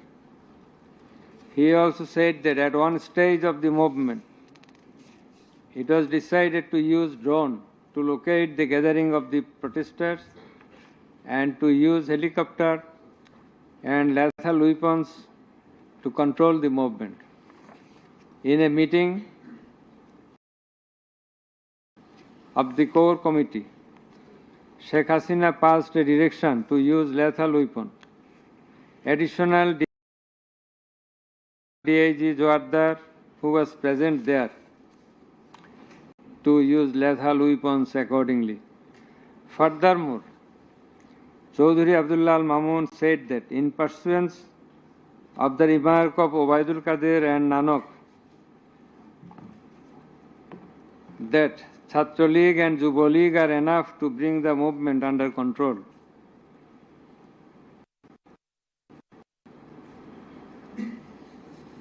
He further said that following such remarks, activists of Chhatra League and Yuva League attacked the students of Dhaka University. He also said that a lot of protesting students and public were killed by using drone, helicopter and lethal weapons throughout the country. Chaudhry Abdullah Al Mamun further asserted in his testimony that he, along with Home Minister Asaduzzaman Khan Kamal, Home Secretary and the MP Commissioner, went to Narayanganj on 29/7/24 to observe the situation of the movement, and on the way they stayed for a while in front of Jatrabari police station, and then DC Iqbal of Wari Zone showed a video to the Home Minister on his mobile and said, "We shoot one, that one dies, that one gets injured, but the others do not move." Therefore, it is perspicuous from the above that all the three accused led the operations against the protesting students and public jointly as a matter of joint criminal enterprise. As the aftermath of Sheikh Hasina's order, as well as the supervision and guidance of accused Home Minister Asaduzzaman Khan Kamal and IGP Chaudhry Abdullah Al Mamun, the law enforcers and activists of Awami League, Chhatra League and Yuva League invaded the protesting students and public throughout the country by using drone, helicopter and lethal weapons, causing death to about 1,500, inclusive of 6 protesters at Sankarpur of Dhaka, namely Shahriar Khan Anas, Mahdi Hassan Junaid, MD Yaqub, MD Rakib Hawladar, Muhammad Ismamul Haq, Manik Mia alias Shaharik, and another 6 protesters at Ashuria of Sabar, namely Sajjad Hussain Shajol, As-Sabur, Tanzil Mahmud Sujoy, Bayezid Bustami, Abul Hussain, and another unidentified protester near Dhaka, and caused grievous injuries to about 25,000 of them. In Ashulia, the aforesaid 5 dead bodies and another body of an unidentified injured protester were burned with petrol by police. The law enforcers and the activists of Awami League and those of its affiliated organizations named Chhatra League and Yuva League killed and injured the protesting students and members of the public with lethal weapons like SMG, LMG, China rifle, shotgun, 9mm pistol, 7.62 pistol, both on the ground as well as from the helicopters from above the ground. The atrocities were committed by incitement, order, abatement, and failure to take preventive and punitive measures of the accused Prime Minister Sheikh Hasina, accused Home Minister Asaduzzaman Khan Kamal, accused Inspector General of Police Chaudhuri Abdul Al Mamun, and by the abatement, aid and perpetration of the underlings, that is the subordinates.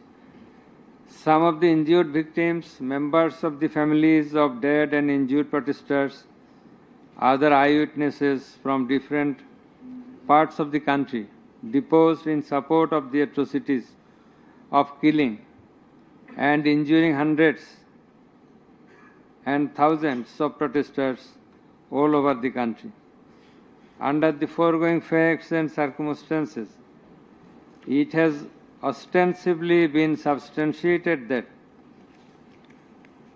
the atrocities of killing and gravely injuring the protesting students and public took place almost all over the country. In view of the testimony of the investigating officer, the atrocities during the July movement 2024, the atrocities occurred in 50 districts and lethal weapons were used in 41 districts of Bangladesh. We also find that victim witnesses from many districts testified in the tribunal stating that killing and injuring the students and common people took place in their respective districts during July movement 2024. Thus, it is clear enough that attack in question was directed against civilian population, and it was widespread and systematic. Therefore, in the atrocities of killing and gravely injuring the protesters, as aforesaid, accused Prime Minister Sheikh Hasina committed crimes against humanity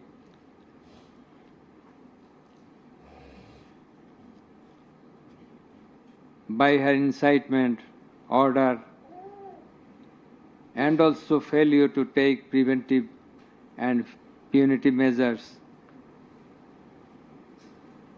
Under charge 1, accused Sheikh Hasina committed one count of crimes against humanity by her order to use drones, helicopter, and lethal weapons under charge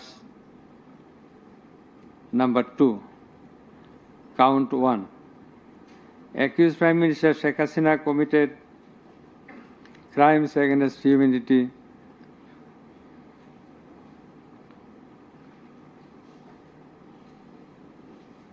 on one count under charge 1.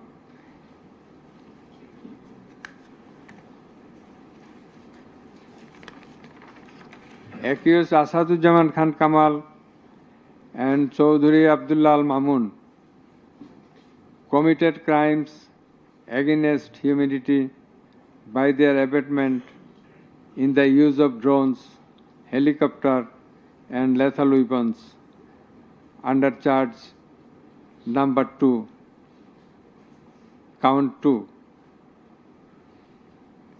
Accused Asaduzzaman Kamal and Chaudhuri Abdul Al Mamun committed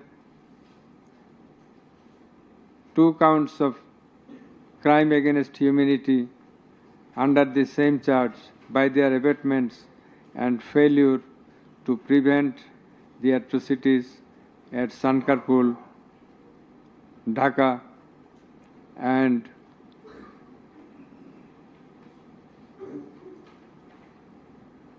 also committed crimes against humanity by their abatements and failure to prevent the atrocities in Ashulia, Sabar, Dhaka, under the same charge. Accused Sheikh Hasina, the Prime Minister, and as the President of Awami League and the controlling authority of all affiliated organizations, was the superior commander of the said party leaders and activists, as well as the Home Minister and Inspector General of Police. That is, accused Sheikh Hasina and two other accused were in the superior and subordinate relationship. On the other hand, the Home Minister was the superior of the Inspector General of Police. That is, they were in the superior and subordinate relationship.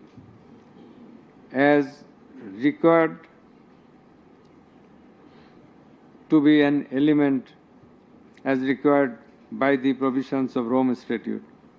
In the like way, all the police officers were subordinate to the Inspector General of Police. They worked under him. Thus, it is apparent that accused Prime Minister Sheikh Hasina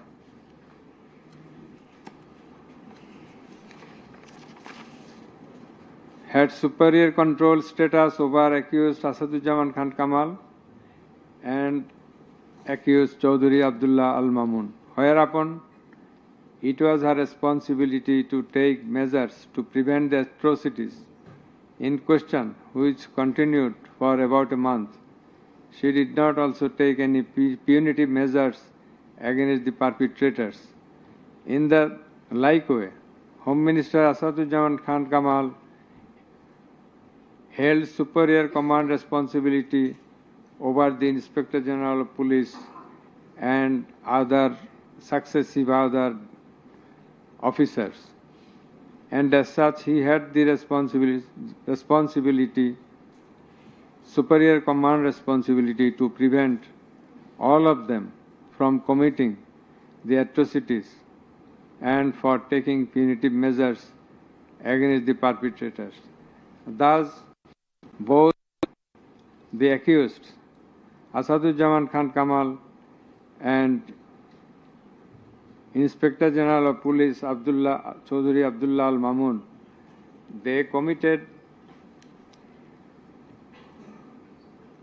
crimes against humanity by their abatement, that is facilitation, and their failure to prevent the atrocities committed by their underlings, and hence they are liable to be punished under section 32A, 32G, 32H, 41B and 43 of the International Crimes Tribunals Act.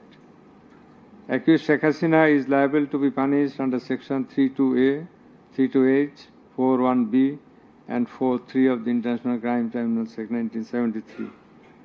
It is obvious from the facts and circumstances delineated herein before that the law enforcers and the activists of ruling party Awami League, as well as its affiliated organizations, targeted the unarmed civilian protesters countrywide and accordingly attacked them. Therefore, in all the above discussed atrocities, the elements constituting crime against humanity have been fulfilled. The victim witnesses, the other witnesses and the investigating officer held the accused Prime Minister Sheikh Hasina, accused Home Minister Asaduzzaman Khan Kamal and accused Inspector General of Police Chaudhry Abdullah Al Mamun liable for the atrocities. It may be mentioned here that Mr. Chaudhry Abdullah Al Mamun, Inspector General of Police, has been tendered pardon on his application pursuant to section 15 of the Act with a view to obtaining his evidence. He is supposed to have been directly or indirectly concerned in or privy to any of the crimes specified in Section 3, on condition of his making a full and true disclosure of the whole of the circumstances relative to the crime and to every other person concerned, whether as principal or abettor in the commission thereof. According to subsection 2 and 3 of section 15, he has been examined as a witness and detained in custody until today.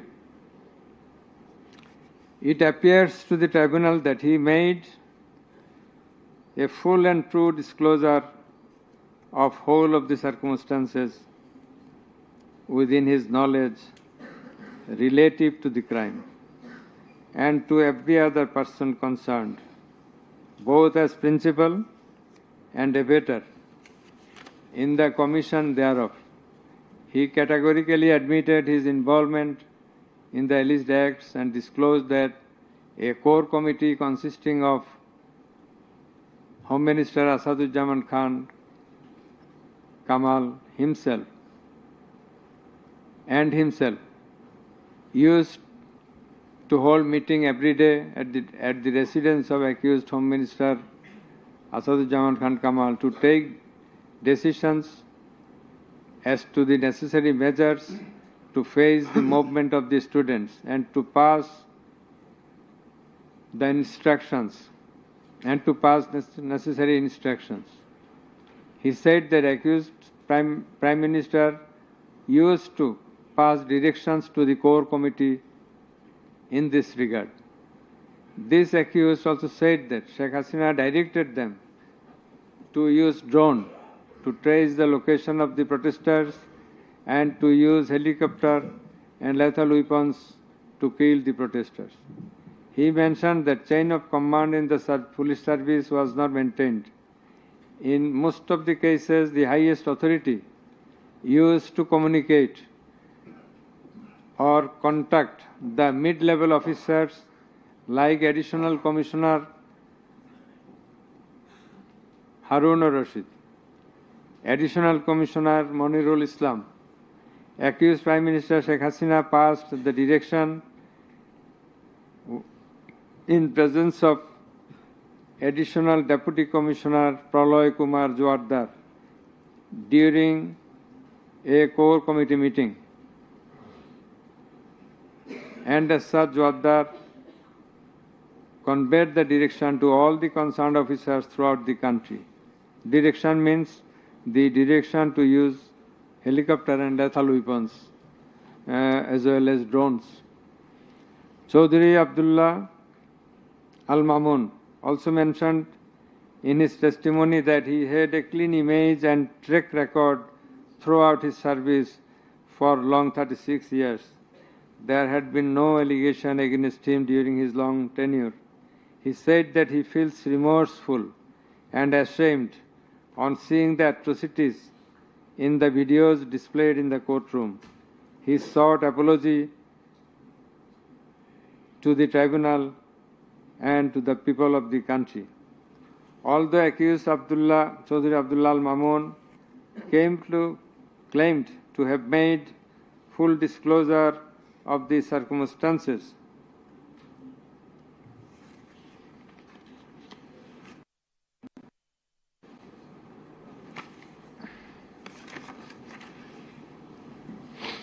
and we do also believe that he made a full and true disclosure. But the offences he committed and admitted is punishable with the capital sentence.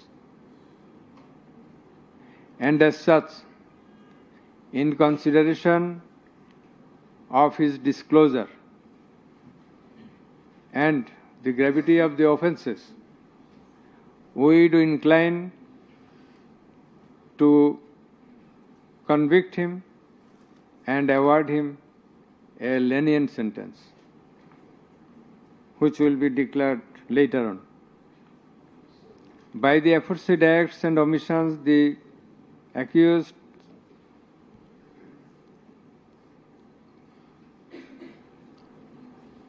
committed crimes against humanity under Section 3(2)(a), subsection G, Clause H, 4(1), 4(2), 4(3) of the International Crimes Tribunal Act 1973, as stated before. Accused Sheikh Hasina and Asaduজ্জামান Khan Kamal remained in abscondence ab initio, despite the fact that notices and warrants were duly served in their given address according to law. Moreover, they were asked by publishing notice in 2 daily newspapers to appear and contest the case, but they did not turn up. Thus, their abscondence itself is suggestive of their guilt. The learned State Defense Counsel contended that the trial of the accused persons under the International Crimes Tribunal Act 1973 is not tenable, since the Act was passed in the Parliament for the purpose of trial of the criminals of War of Independence in 1971. While arguing this, the learned State Defense Counsel perhaps did not have a refusal of the provisions of the Act as well as the preamble thereof. The preamble of the Act says that the Act was made in order to provide for detention, prosecution, and punishment of the persons for genocide, crimes against humanity, war crimes, and other crimes under international law, and for the matters connected therewith. Section 3 of the Act provides that the said crimes committed both before and after the commencement of the Act, before 1973, after 1973, are triable by the International Crimes Tribunal, whereupon the contention of the learned State Defense Counsel is not tenable in law. Moreover, Article 47 of the Constitution of Bangladesh has given upper hand to the International Crimes Tribunal Act 1973 over the Constitution itself. The State Defense Counsel also contended that for the purpose of proving atrocities throughout the country, witnesses from all over the country have not been examined. In this context, we have to say that witnesses from many parts of the country have been examined, and they have adequately proved the atrocities in almost every part of the country. The victims, the family members of the dead and injured protesters, as well as the eyewitnesses, gave their testimony, which are enough for the proof of the charges. Quantity of witnesses is immaterial, while there are a small number of qualitative witnesses. Still, the number of 54 witnesses examined by the prosecution is not small. The learned State Defense Counsel also alleged that the audio conversations in question have not been examined by more than one department like CID. In this regard, we would hold that the genuineness of the report of CID has not been challenged, nor has the report been proved ingenuine, whereupon no other department was in need of holding further examination thereof. It is the further allegation of the learned State Defense Counsel that accused Sheikh Hasina and Asaduজ্জামান Khan Kamal did not incite or order the commission of the crimes against humanity as alleged, nor did participate in the commission thereof, and thus they deserve to be acquitted. The learned Chief Prosecutor, in course of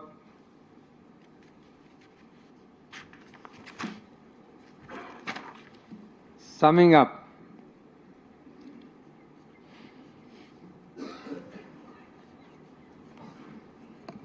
asked for passing necessary order restraining Awami League from running activities as a political party.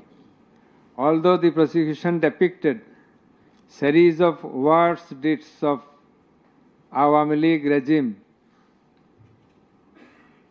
in the language of the prosecution, since achievement of independence of Bangladesh in 1971, the tribunal does not incline to discuss on this point since this is not the issue of the instant case. It has come to the notice of the tribunal that accused Sheikh Hasina, in defiance of the orders of the tribunal to appear and contest the case, has given interviews in the media wherein she denied the allegations leveled against her in this case and also made some derogatory remarks. I have noted this aspect beforehand, but in some of her interviews, she impliedly admitted her superior command responsibility. The United Nations Human Rights Commission categorically stated in its report that the political leaders issued direct orders and other directives authorizing and guiding operations by BGB, REB, DGFI, Bangladesh Police, and Detective Branch that involved serious violations of human rights against protesters and other civilian, including extrajudicial killings and arbitrary detention. It has been stated in the report that 1,400 people have been killed by use of lethal weapons during the July movement 2024. By the political leaders, the United Nations Human Rights Commission meant the highest government authorities. The authorities in question are unprecedented in the history of Bangladesh. The nature and extent of cruelty administered upon the protesters, inclusive of infants, women, and old, stirred the hearts of the people throughout the world.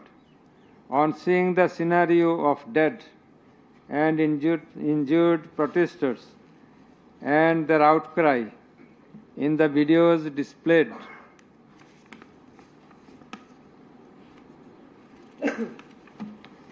in the courtroom, and also seeing the victim witnesses in the courtroom,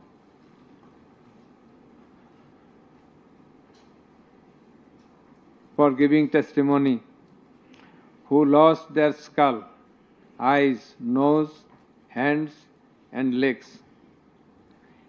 Any human being will fail to be in the normal state of mind seeing such scenario. Such atrocities must be brought to an end at any cost. Justice must not fail. In view of all the above facts and circumstances and findings, it is hereby ordered that accused Sheikh Hasina be found guilty on 3 counts under charge 1. Count number 1, incitement. Count number 2, order to kill. Count number 3, inaction to prevent the atrocities and failing to take punitive actions against the perpetrators, and thus she is punishable.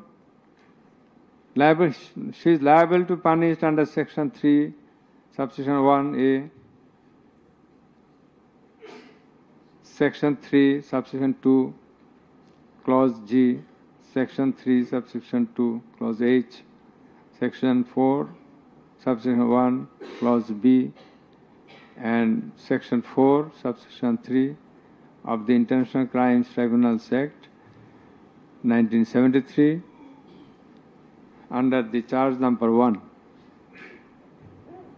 But we do hold that for all these 3 counts of crime against humanity, we do incline to award a single sentence, that is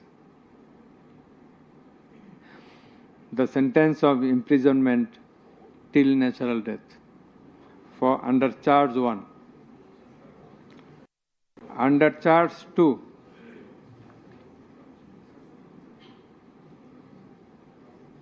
accused Sheikh Hasina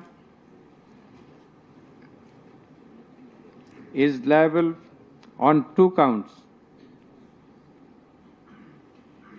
On 1 count, there are several counts. For 1 count, that is passing the order for deploying drones, helicopters, and using lethal weapons to kill the protesters. She committed crime against humanity under Section 3, subsection 2A and Section 4, subsection 1B of the International Crimes Tribunal Act 1973.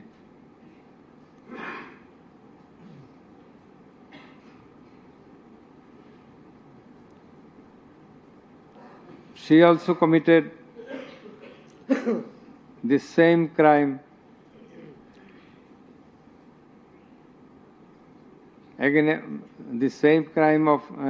crime against humanity on the second count, killing 6 persons at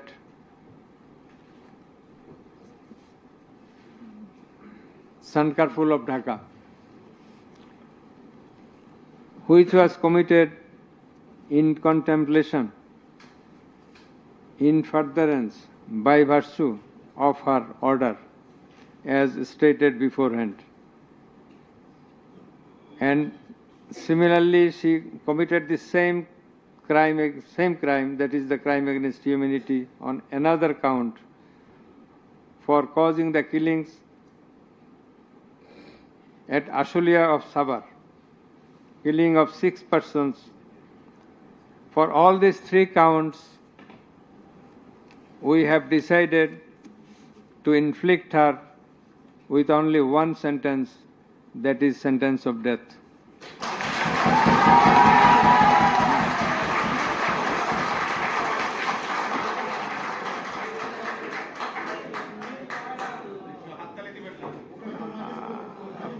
Please. For আপনাদের বিনীতভাবে অনুরোধ করছি আদালতের decorum, ট্রাইব্যুনালের decorum maintain করার জন্য। আপনাদের যা উচ্ছ্বাস, যা এক্সপেকটেশন, যা প্রকাশভঙ্গি, সেটা আদালতের ট্রাইব্যুনাল রুমের বাইরে যে করলে সেটা আরো শোভনীয় দেখা যাবে। Thank you. প্লিজ সাইলেন্ট থাকবেন।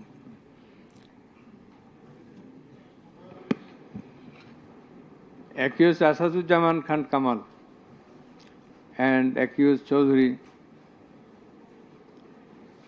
Abdullah Al Mamun. Accused Asaduzzaman Khan Kamal is liable for committing crime against humanity for the occurrence of killing 6 persons at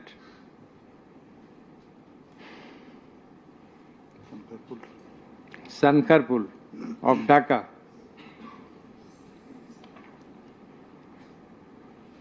In this occurrence, they are liable for committing crimes against humanity by their abatement and failing to prevent the atrocities and also to failing to take necessary preventive measures, punitive measures. And thus, Asaduzzaman Khan Kamal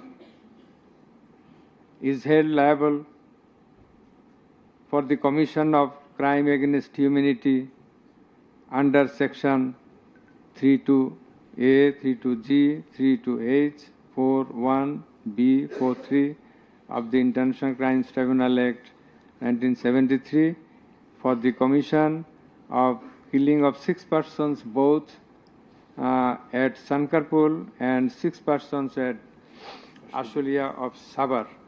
And for both the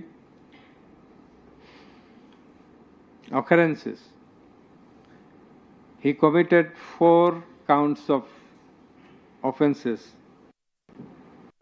crime against humanity, 4 times, by his abatement and failure to take necessary actions in Sankarpur, by his abatement and failure to take necessary action at Ashulia. So for all these 4 counts, we have decided to award a single sentence of death to Asaduzzaman Khan Kamal. As regards Chaudhry Abdullah Al Mamun, as I have elucidated before, he has contributed to the trial of this case by making full and true disclosure of the circumstances within his knowledge. Yet,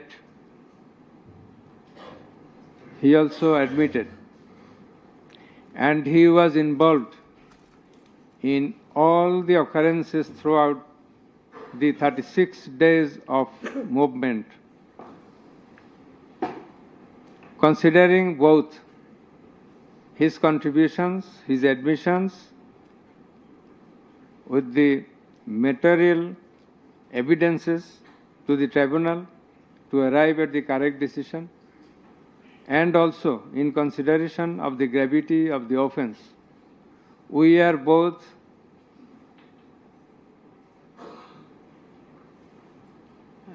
remitting his sentence and awarding a sentence with leniency. That is, the offences involve capital punishment. But for his contribution, we have decided to inflict him with the sentence of imprisonment for 5 years.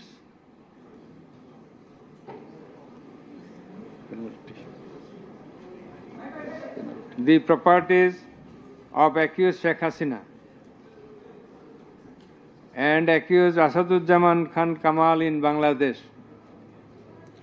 be confiscated in favor of the state. The government is directed to pay considerable amount of compensation to the protesters concerned in this case, who have been killed in July movement 2024, and also to take measures to pay adequate compensation to the wounded protesters in consideration of the gravity of their injury and loss. The sentence shall be carried out in accordance with the provisions laid down in Section 20, subsection 3 of the International Crimes Tribunal Act 1973, preferably pursuant to the long-standing practice. Let a copy of this judgment be transmitted to the District Magistrate Dhaka for necessary action. Let copy of the judgment be supplied to accused Chaudhry Abdullah Al Mamun according to law. The absconding accused will not get any copy. at the moment. So thank you all very much.